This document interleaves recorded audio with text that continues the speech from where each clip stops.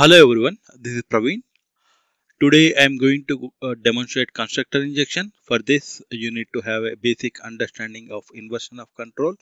And if you already watched my previous session on setter injection, then it will be easy to understand the constructor injection. If not, then you can view my part 1, which explains about the inversion of control, and the setter injection, which is part of the dependency injection.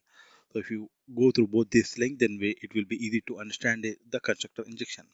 So let me start with writing a small sample program.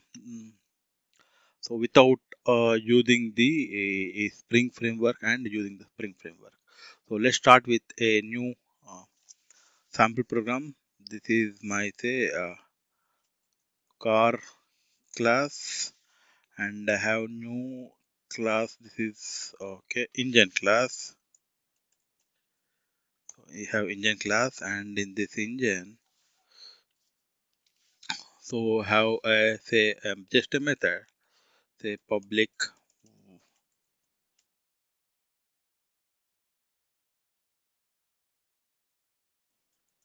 So just I'm writing just a sys outline so that this method is called. It does not have any variables or anything. And here, let me have engine variable,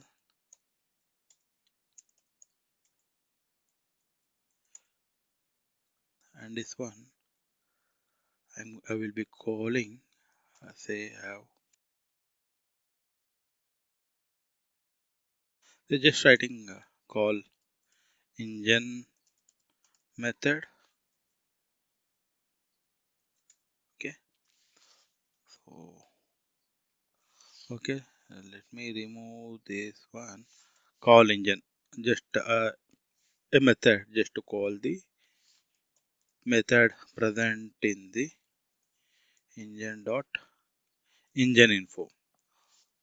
So to call this, this engine info, so engine object should be present. Without this, when we call this is class, okay, when we execute this one, when the object is created for car class, and when we try to call the call engine, if engine object is not initiated, then you cannot call this engine class. So let's write a small program to test this. So this is a very beginner basic level program. So if you already know it, just bear with me or ignore this steps and go ahead. So right now I am try to call this call engine method. So for this one I need to create an object, the car. I've created the object, and let me call this call engine method. So when I run this one, see, let's see what it will happen. So null pointer exception. Since the engine object is not present, you cannot call this engine info method. So that's why it's throwing a null pointer exception. For this one, let me write if.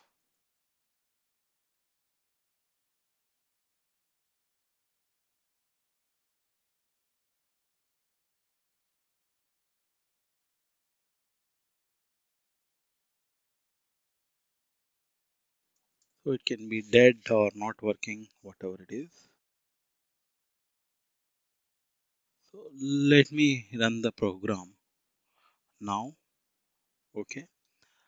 So now also, if you see here in the class, I mean in the car class, when the car object is created, in that engine is not initiated, engine object is not present. So let me run the program.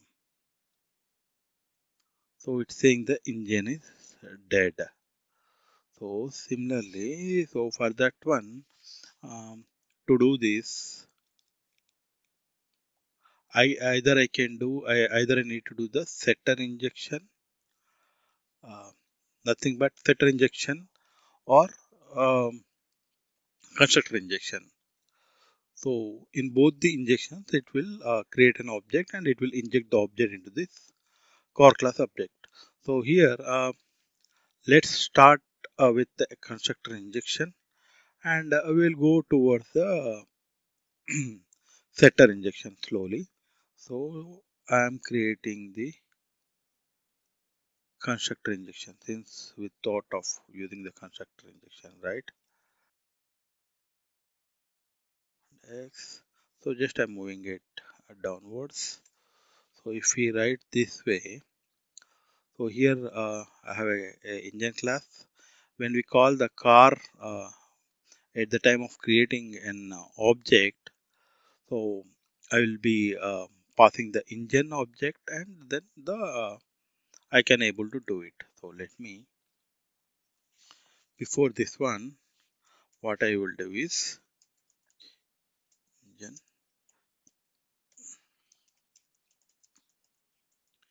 new engine, and for this one I will pass it the engine. So what it will happen is the engine object is created, and this one is passed as uh, uh, to car class. I mean car class constructor, nothing but. So here it will go engine, and this will be initiated over here. So here it contains the object of engine. It is something like that, like this engine equal to new engine. It is something like that. So instead of creating an instance over here, I'm creating the instance outside, and at the time of creating an object, I'm calling the parameterized constructor, and I'm passing it. So let's see, earlier we have seen that engine is dead. So now let me run the program again. So now you can see engine is working. Engine info method of the engine class is called. So this method is called. Okay. The same thing, let's achieve it using the Spring framework. So for this one, um, so as part of the inversion of control and other things, I will be creating this one, uh, mentioning those details in the beans.xml. Let me create a file, beans.xml, beans underscore di dot xml. Okay, command C. Just I am commenting this one to achieve the same thing using the Spring framework.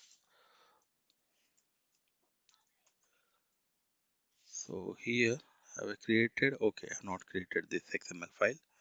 Let me create this one, created the XML file. So once after creating the XML file, so in this XML file, I will be, so here, if you see here, I am creating the object. So instead of I'm creating the object, I want a Spring to create the object and give it to me.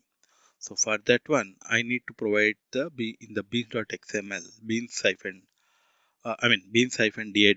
I need to provide the information of the classes. So for this one, okay. So how will be the beans.xml file?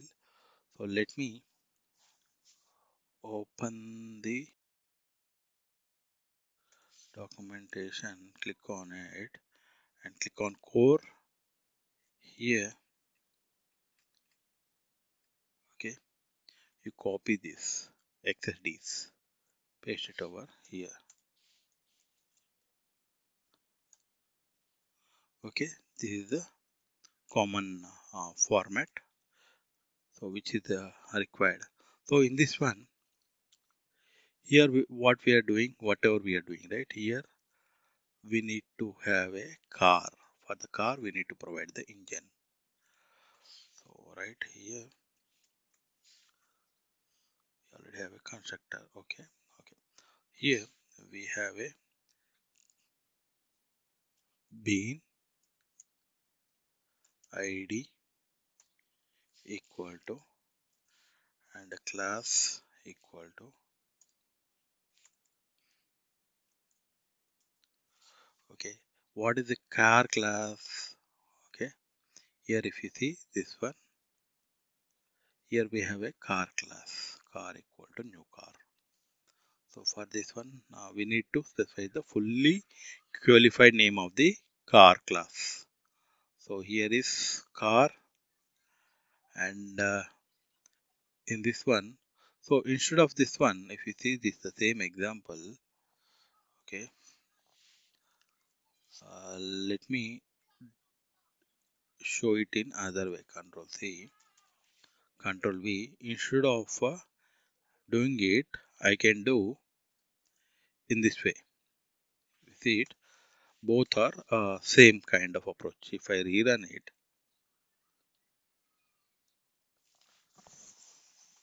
okay, it's working fine, right? So the same thing, the same approach, I'm trying to do it with the uh, using the Spring framework. And this is the car dot, okay, and what is the id? I'm using id, right? So it can be any name id, it's not like the same one, you can give any name. So let me, okay, this one. So when you do this one, so then the car, um, so car object will be created. So for that one it's done. So for at the time of creating the car object, so since we are having the parameterized constructor, so if you just specify it, it won't work. Okay, if you want, I can show you. It won't work because we have a parameterized constructor. Parameterized constructor, we have a parameter of engine, so we need to add the engine over here. So for that, what is the we are using here? We are using constructor, right? For that, we have a constructor args, okay, name equal to and value equal to,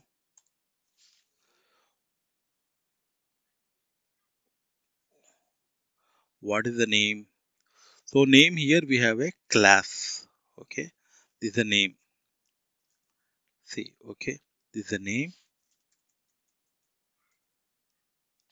okay, so this is a name, okay, and this is a name. And if you see here, this is value, means this we have an object.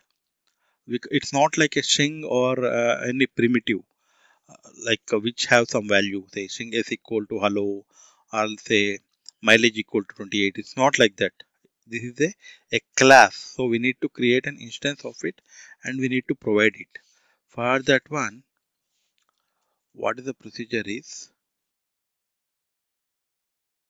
so whatever all the classes or beans in the Spring is mentioned in the bean, is called as bean. So bean class equal to, we need to provide the fully qualified name, v dot,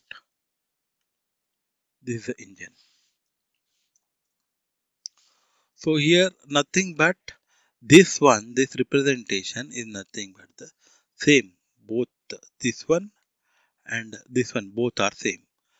So let me copy this one to show it side by side. So is there a where I can show you side by side? Okay, let me see, show it here. Yeah, I'm able to place it side by side. So here the same whatever over here present it is there. The same representation I'm doing here. Okay. Bean ID class equal to new car.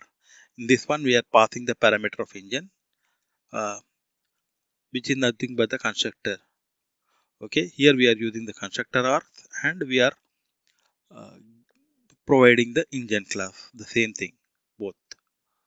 So let me add it over. Okay, for Spring to create an object, what it will be doing is, application context equal to new, what is the name of it, beans underscore di dot xml. Okay, so now in the application context, uh, the Spring will create an application context when we call this one, and beans di.xml, which we have already provided, it will read this information, and based on the beans IDs, it will create an object and it will place it in an application context. So when we call context dot get bean of, what is the name, this is a car, let me copy it and paste it over here and say car dot class,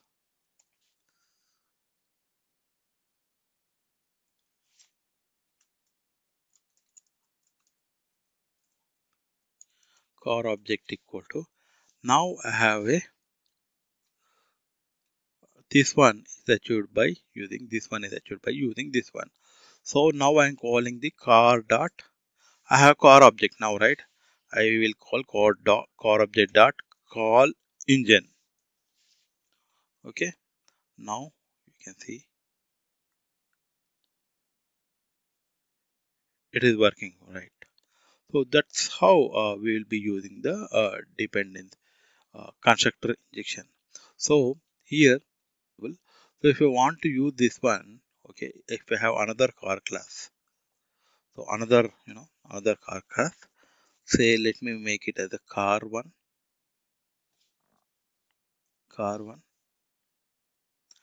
and this is car two. Okay, so car one, car two. So I am making it as a car object one, and I am using the car one. And let me copy it. Okay, I have another, so have another one. So let me copy this one. If you are if you have a two car classes and the engine, the functionality and everything is same.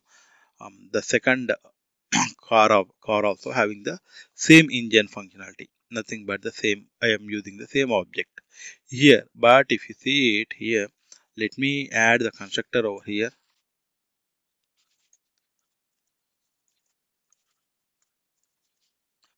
When I run this class, so what happens is, you know,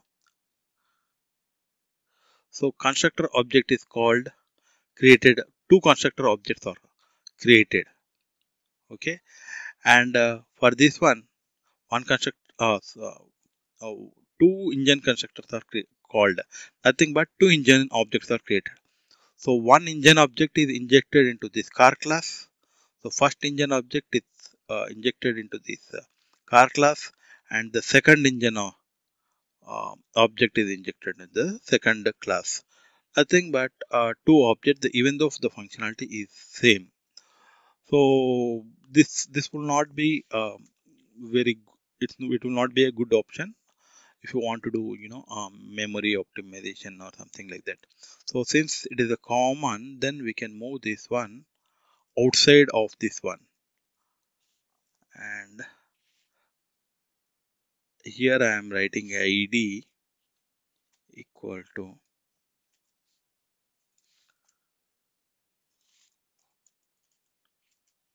common engine. Okay,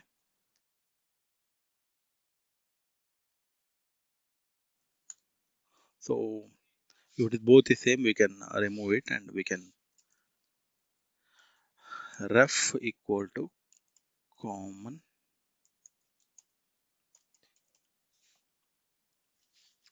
So here I'm specifying the reference is common engine. So it will refer the same object over here. So similarly, the same thing will be happening over here. I will be removing this one.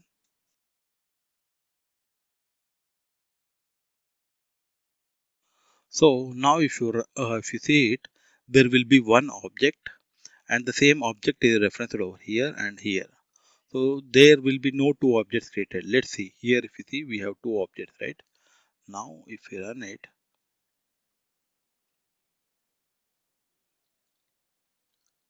so engine constructor, it's called only once, not twice. So that's how we are using the constructor injection. Constructor injection using the egg class. So here it's not like a string class is a primitives, and a string class of implementing the constructor or injection is different from injecting the uh, other class, because for the string there will be a value, whereas we can directly add a value and inject it, whereas for the other classes we need to have the object. So that's how, I mean, it's in the case of string, even though it is a string is a class, here it is handled in a bit different way. Thanks for watching the demo. Have a nice day.